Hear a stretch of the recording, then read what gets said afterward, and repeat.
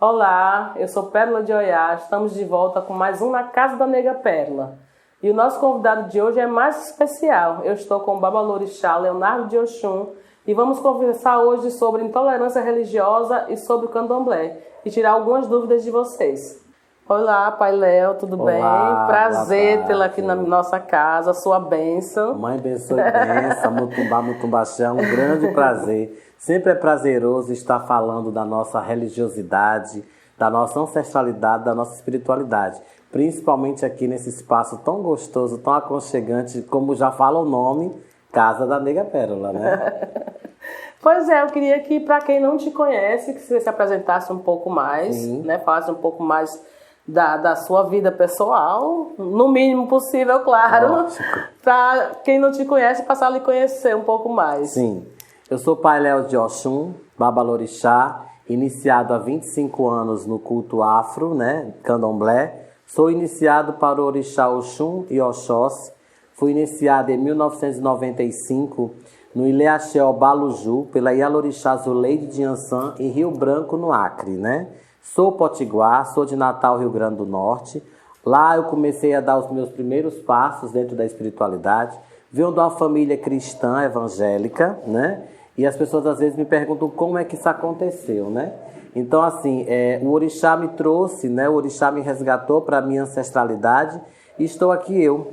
Fiz minhas obrigações com a mãe Ilza de Oxum em memória, muito conhecida aqui em Fortaleza também. Cheguei a conhecer. Isso. Nessa casa eu passei 14 anos, né? 14 anos de aprendizado intensos, né? E a mãe Ilza foi quem me outorgou Babalorixá e sacerdote. Depois de 14 anos eu precisei caminhar, né? E hoje se encontro com o pai Márcio de Oxoguian, do Axé e Bodejá, no Rio de Janeiro, no bairro de Oaíba, Campo Grande. E nós já estamos nessa luta pela igualdade dentro do candomblé, para que o povo de terreiro se faça conhecido, para que o povo de terreiro tenha voz já há bastante tempo. Então, assim, a minha luta não é de hoje, né? Minha luta já é de muito tempo. Desde que eu abracei o candomblé, eu venho lutando contra a intolerância, eu venho lutando contra o preconceito, contra a discriminação, contra nós, povos de terreiro, e qualquer outro tipo de discriminação. Me diz uma coisa, a gente vê muitos casos de intolerância religiosa, muitas pessoas com falas infundadas do candomblé. Tem muita gente que ainda tem muito preconceito. Na sua opinião, por que é que isso ainda ocorre nos dias de hoje? Olha, Pérola, é muito latente essa questão da intolerância. Não só, nós estamos falando da religiosa, né? Mas tem vários aspectos de intolerância embutidos dentro da intolerância religiosa, né? Então, assim, nós sofremos intolerância racial, intolerância de vestuária, intolerância de dialeto, né? Então, nós sofremos várias intolerâncias embutidas dentro da intolerância religiosa. A única explicação que se acha para esse processo de intolerância, ela está embutida dentro da parte educacional e cultural, né? Então, assim, é muito importante que as pessoas elas comecem a ensinar seus jovens, as crianças, o respeito, né? Então, esse respeito ele começa primeiramente no lar, porque o lar é a primeira escola que a criança vai ter contato ali. Geralmente você vai observar que se os pais são evangélicos, a criança ela tende a ser evangélica, né? E depois ela vai tomar o caminho dela. Mas se os pais induzem essa criança a ser evangélica, mas induzem também o respeito a outras filosofias de vida, né? Tipo assim, meu filho, nós somos cristãos evangélicos, mas tem o coleguinha que é budista, tem um coleguinha que é da religião Umbanda, Candomblé, né? Então ali você tem que respeitar o seu coleguinha.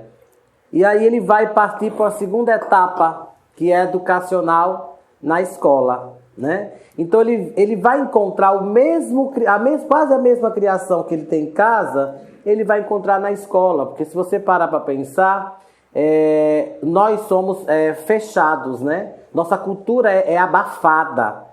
Existe uma lei que ela praticamente, vou dizer que obriga, porque ninguém obriga ninguém a nada, mas existe uma lei que ela pede que as escolas coloquem nos seus calendários escolares, nos seus cronogramas escolares, a literatura afrodescendente. O que é que se ensina na escola? O processo de escravidão, os navios negreiros. Onde é que eles falam os poemas afros, né? A cultura afro. Não, não fala. Entendeu? Então, assim, isso é cultural e educacional. Todo o processo de intolerância, ela se origina dentro do processo educacional, porque a criança, ela nasce pura. A criança não nasce com ódio nem com amor, ela vem isenta de sentimentos, vamos dizer ali, né? Então ali as pessoas, os pais é que vão orientar, é que vão embutir aquilo ali, né? Vamos dizer assim, vão contribuir na personalidade, no caráter da criança. Então, se esses pais tiverem a consciência de educar seus filhos, se essas escolas, né, tiverem a consciência de que se quiserem educar seres humanos melhores, isso vai ter que começar no início. Já está falando, começar do começo, né? Então a intolerância, ela existe hoje por quê? Porque os jovens de ontem, as crianças de ontem foram ensinadas a ser intolerantes. Elas foram ensinadas a ter preconceito de religião, a ter preconceito com sexo, gênero, né? A ter preconceito de cor. Então, todo tipo de racismo, ele é embutido na nossa cabeça, de alguma forma, ou pela família, ou pelos pais, ou pela sociedade em si, que a gente já vive uma sociedade muito intolerante, né? Então, essa é a resposta que eu dou para você. A intolerância, ela existe hoje, né? Um ponto de vista meu é que ela se tornou de uma forma que a gente consegue hoje debater esse assunto, que antigamente nem se debatia. Nem tocar no assunto a gente não podia. Entendeu? Então, hoje, devido ao processo de intolerância estar muito avançado, né? Então, algumas pessoas já estão tomando consciência de que esse assunto precisa vir à tona. A gente vê muitos casos horríveis acontecendo. As próprias televisões, mídia, rádio, revistas, jornais acabam publicando. Antigamente não se publicava, né? Atirou uma pedra numa cabeça de um seguidor do Candomblé. Da onde você ia passar isso no jornal? Não ia. Né? Eu ia te perguntar justamente sobre isso, que essa semana repercutiu muito o caso daquela menina que foi iniciada no Candomblé e que a avó foi, denunciou, pediu a guarda da menina porque disse que a mãe não estava com sua sanidade mental para iniciar a menina do Candomblé. Isso foi, eu acho que há 2 meses atrás. Mas só essa semana agora saiu no Fantástico, veio à tona e tudo isso. Eu queria que o senhor me desse a sua opinião referente a este caso e falasse um pouco, para quem não sabe, como é ser iniciado no Candomblé, como é passo a passo da iniciação no Candomblé. Sim, eu recebi, inclusive, no meu Instagram, algumas pessoas me fazendo esse tipo de mesmo questionamento, né? Que a criança ela foi encontrada raspada, mas sem nenhum problema de machucado, nada foi encontrado na criança. E sim, só apenas a cabeça raspada. Não teve abuso sexual, não existe nada disso. Então, assim, o processo iniciático no Candomblé, para menores, quando a gente fala do Candomblé, a gente vê ainda uma barreira muito grande. Por quê? Porque quando a criança ela é batizada na Igreja Católica, ninguém diz nada, né? Ou quando a criança ela é apresentada no púlpito da Igreja Evangélica, também ninguém diz nada. Mas quando a criança, os pais levam para uma religião de matriz africana, é questão de polêmica. Por quê? Porque sempre vai ter. Se os pais, os dois, não forem da religião, um vai se opor. Se o pai ou a mãe não se opor, uma avó vai se opor, um tio vai se opor, uma tia vai se opor. Então, sempre vai ter um parente a se opor. Então, isso é característica fortíssima de intolerância religiosa, certo? Então, o processo iniciático do Candomblé, não é indiferente para criança, para adultos. O processo é o mesmo. Todos vão ter que raspar a cabeça, a não ser que a pessoa, o Ifá, o jogo, diga que aquela pessoa não precisa botar o cabelo ao chão, entendeu? Mas se Ifá não der essa orientação, então, independente de gênero, homem, mulher, vai ter que raspar a cabeça.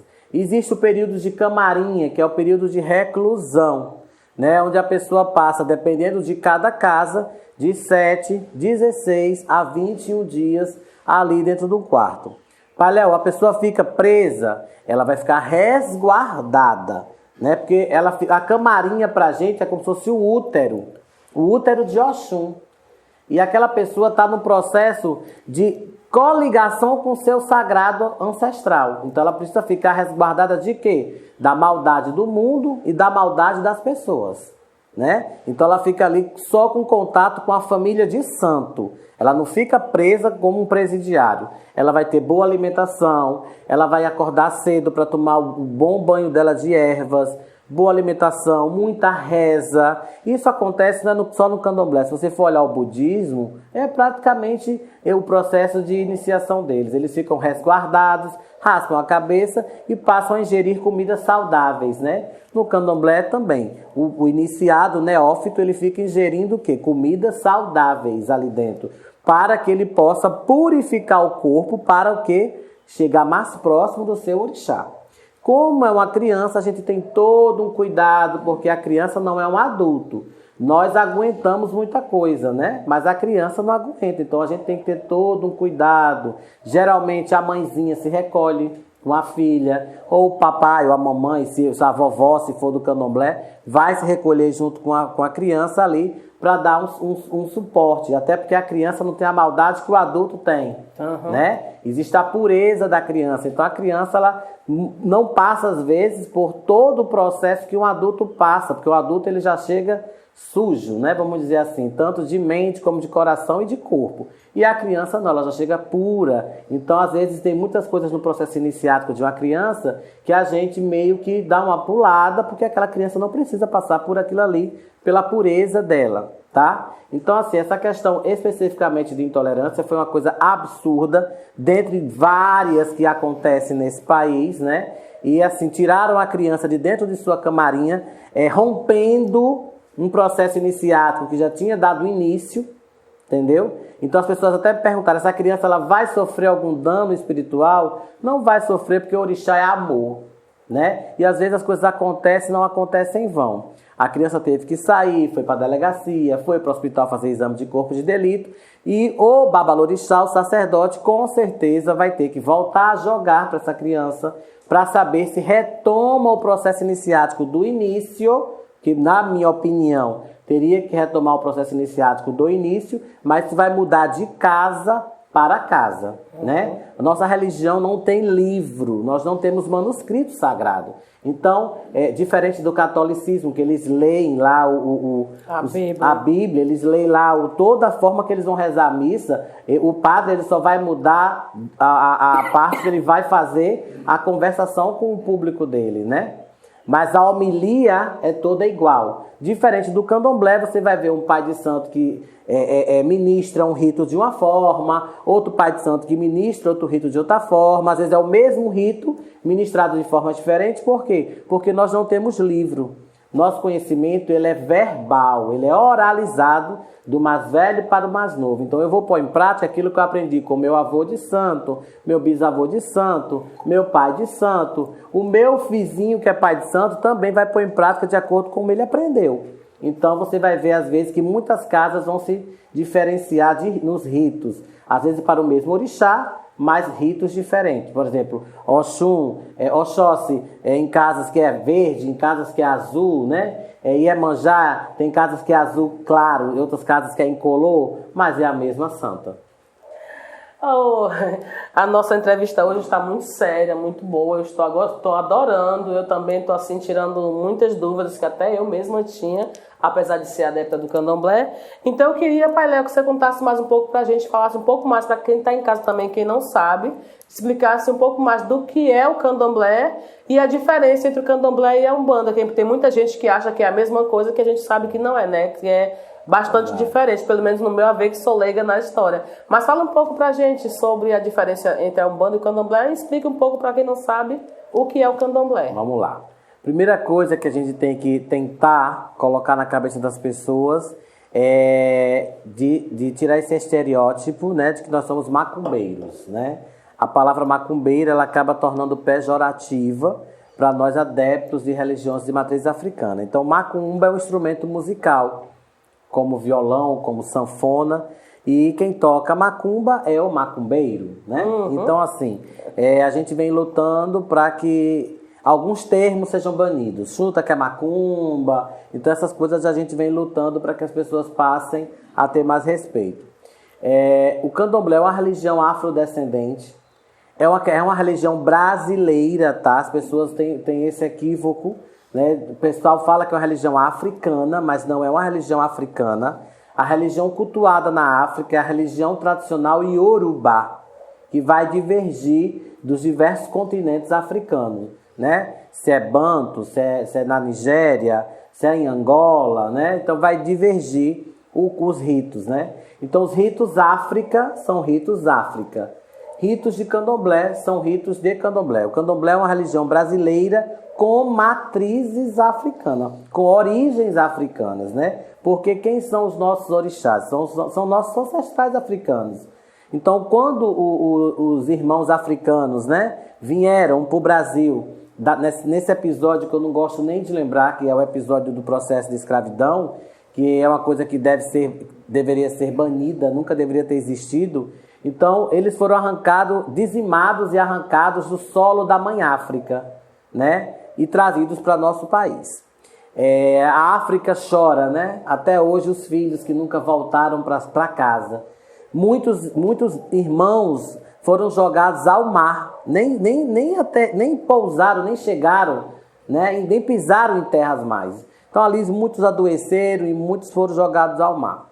Então aqueles que chegaram aqui, os que não foram catequizados, porque era proibido os ritos pagãos, que o pessoal chamava, né? Os jesuítas chamavam. Então eles já vinham fazendo esse processo com os indígenas, né? Esse processo de desapropriação religiosa e cultural dos indígenas. Os indígenas sofreram tanto quanto nossos irmãos africanos. O Brasil é terra indígena, então os indígenas são os nossos primeiros ancestrais aqui. Então, quando os africanos chegaram aqui, eles também tiveram que passar por esse processo de desapropriação religiosa e cultural, né? Então, foi embutido nele todo aquele processo do cristianismo, né? E aqueles poucos que conseguiram manter viva a fé em nossos orixás sofreram muito. Então, o candomblé foi originando-se ali. O candomblé é uma religião milenar. Por que o candomblé é uma religião milenar? Porque o candomblé nós cultuamos a natureza. Era o que se fazia lá atrás quando se descobriu o fogo, como se caçava para poder se alimentar. Então o candomblé tem origem milenar. Então os orixás eles foram se mantendo vivos na fé e no coração desses irmãos, que foram se mantendo ali, com com a fé que eles acreditavam. Então foram reis, rainhas, príncipes e princesas arrancados da mãe África, trazidos para cá para quê? Trabalhar, apanhar, sofrer, e esse povo teve que se apegar a alguma coisa. Então eles se apegaram em quê? Uma hora a gente vai passar por isso, uma hora a gente vai ter algum guia, algum ser espiritual por nós, que seriam ali os orixás. Aqueles que tiveram que se entregar ao cristianismo, eles tiveram que fazer o quê? Sincretizar. É onde você vai achar o quê? Santa Bárbara, Inhansã, São Jorge, Ogum.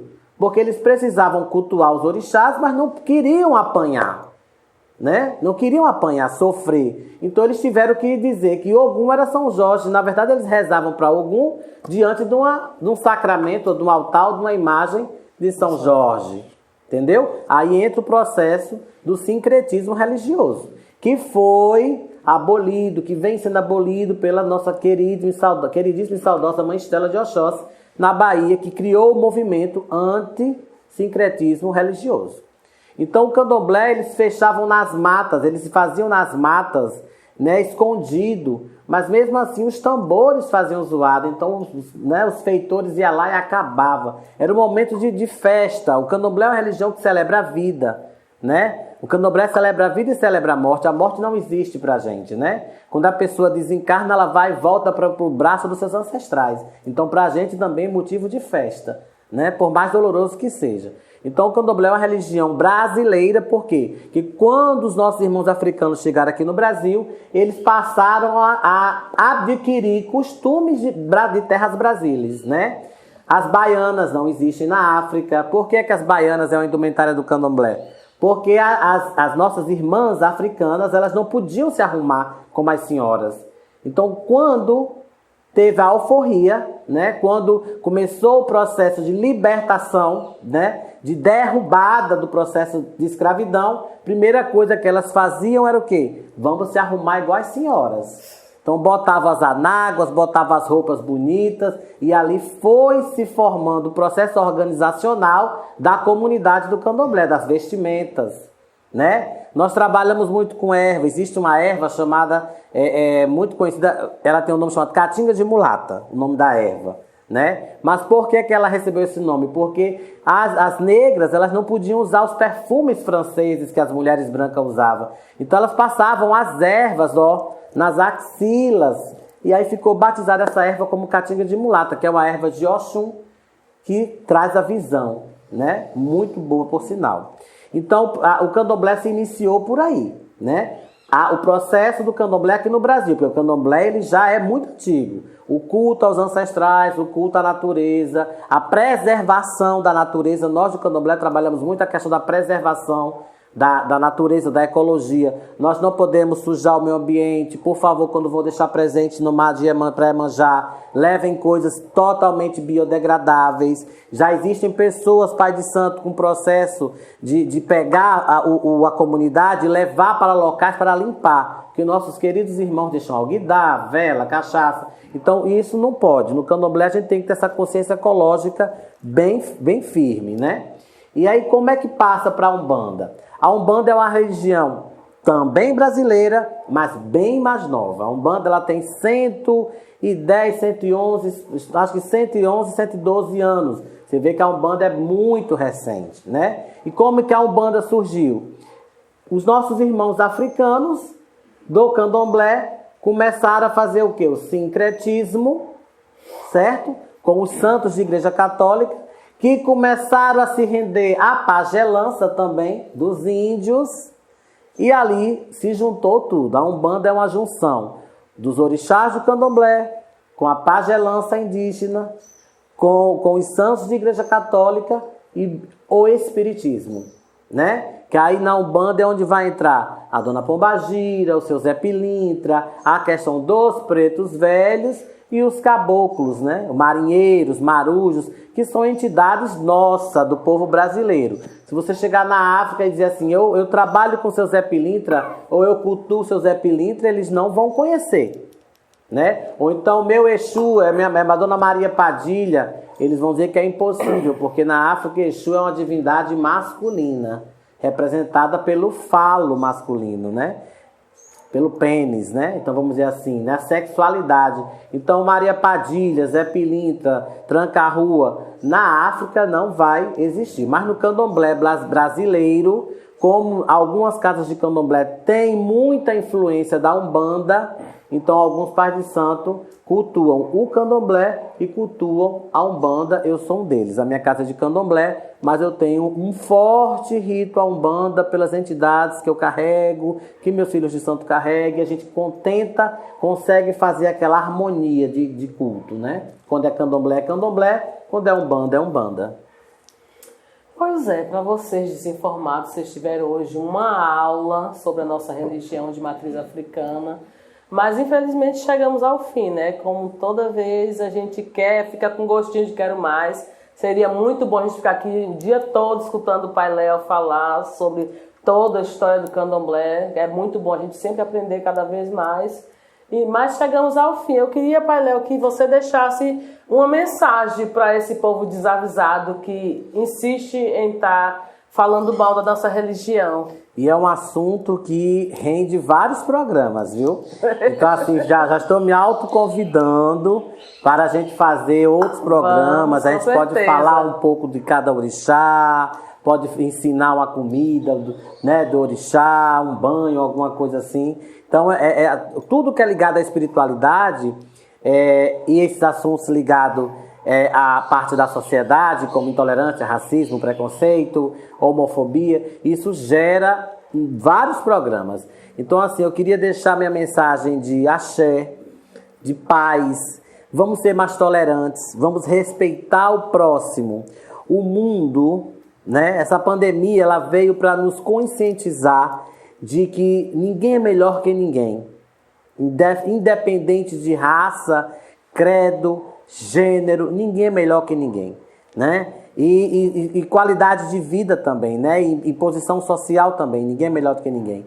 Então vamos nos unir, vamos respeitar o próximo, vamos respeitar a forma de crer do próximo, de viver do próximo e de ser do próximo. Enquanto a gente não tiver essa consciência, o mundo vai viver esse eterno caos. Nós já vivemos um caos. Com essa pandemia, o caos se triplicou. Então, mas o ser humano precisa ter consciência. A gente não pode exigir isso de um cachorro, de um animal irracional. Mas nós viemos dotados de inteligência. E eu não acredito que pessoas inteligentes, pessoas que têm um pingo de amor próprio, não consigam entender a mensagem, né? Vamos respeitar o próximo, respeitar nosso vizinho, independente se ele é católico, se ele é evangélico, se ele é espírita. Passe, dê um bom dia, uma boa tarde, uma boa noite, aperte uma mão. Agora não pode apertar a mão, mas faça uma reverência, né? Não crie ódio, não tenha ódio das pessoas pela forma dela ver o mundo diferente da sua. Não tenha ódio das pessoas porque elas não são diferentes sexualmente, né? Não tenha ódio das pessoas porque elas vivem diferente de você. A vida está aí para ser vivida e cada um vive do seu jeito, da sua forma. Deus, Olodumare, quando ele não plantou religião na terra, né? Eu não gosto nem de falar de religião, gosto de falar de espiritualidade. Olodumare, Deus, ele não plantou religião aqui na terra, ele plantou o amor entre as pessoas. Mas infelizmente as coisas se instituíram para uma outra forma. Então, paz ao mundo, fé naquilo que você acredita, Mutumbá, a benção de todos, Saravá, amém, aleluia, shalom, assim seja, Matube, né? Em todas as religiões, paz ao mundo. Esse foi mais um Na Casa da Nega Perla, então eu espero que vocês vão lá, curtam. Toda sexta-feira tem um vídeo novo, cada um melhor do que o outro. Curtam o nosso canal. Divulguem, né? Divulguem também, vai no nosso Instagram, Pérola de Oiá, que também tem muita coisa boa, muita novidade para vocês. E é isso, às sexta-feira, às 19 horas, estou esperando por vocês.